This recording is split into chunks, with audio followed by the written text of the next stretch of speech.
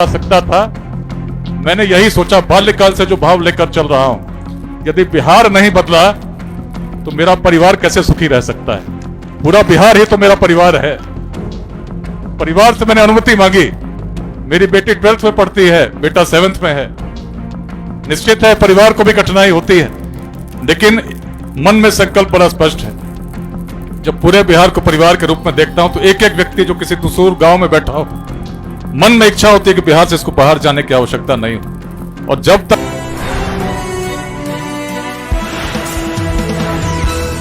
छपरा आया था तो कुछ लोगों ने मुझसे पूछा, आप इतनी बड़ी बड़ी सभाएं कर रहे हैं, हजारों लोग आते हैं, 50,000 से अधिक लोगों की संख्या को आप संबोधित करते हैं, आपने रिजाइन कर दिया है क्या? तो मैंने कहा मैं क्यों रिजाइन करने लगा, मेरी तो भाई इतनी लंबी सेवा बाकी है। इस मनोदशा से निकलना होगा जिसमें हम सोचते हैं कि बिहार को आगे बढ़ाने का दायित्व कुछ गिने चुने लोगों पर है।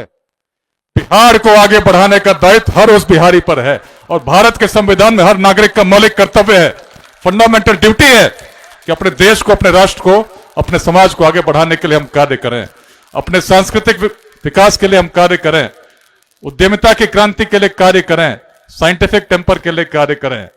पिछले 3.5 वर्षों से सोमवार से शुक्रवार कार्यालय के सभी दायित्वों को निभाते हुए गृह विभाग में विशेष सचिव था, सबसे व्यस्त चार्ज था, उस समय अभियान शुरू हुआ था। लेकिन अपने शनिवार और रविवार को जो आराम से परिवार के साथ बिता सकता था, मैंने यही सोचा बाल्यकाल से जो भाव लेकर चल रहा हूं, यदि बिहार नहीं बदला तो मेरा परिवार कैसे सुखी रह सकता है। पूरा बिहार ही तो मेरा परिवार है। परिवार से मैंने अनुमति मांगी। मेरी बेटी 12th में पढ़ती है, बेटा 7th में है। निश्चित है परिवार को भी कठिनाई होती है, लेकिन मन में संकल्प बड़ा स्पष्ट है।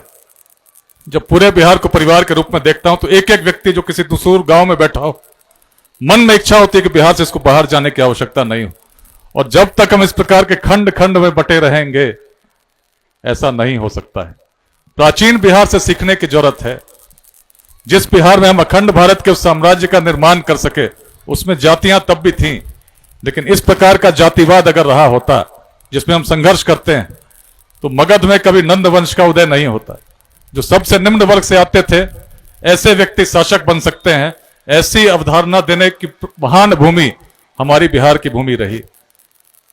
यदि इस प्रकार का जातिवाद रहा होता तो अखंड भारत की तुम कल्पना भी नहीं कर सकते थे। आचार्य चाणक्य भी यदि चलते और इस प्रकार के जातिवाद से ग्रसित होते तो निश्चित है कि चंद्रगुप्त की जाति खोजते।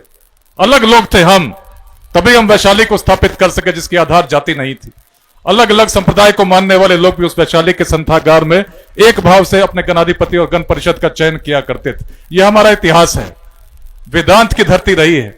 कल शमाइल अहमद जी के साथ गोपालगंज में थे, गोपालगंज के सारे शिक्षकों को संबोधित कर रहे थे। मैंने बताया वेदांत की दृष्टि को समझो, क्या दृष्टि थी हमारी, एक एक विद्यार्थी को समझना होगा। 2 सूक्त मैं बताऊंगा जो वेदांत के हैं, जो बताएगा हमारी दृष्टि क्या थी। हमारी दृष्टि ऐसी नहीं थी कि हम आपस में संघर्ष करते थे।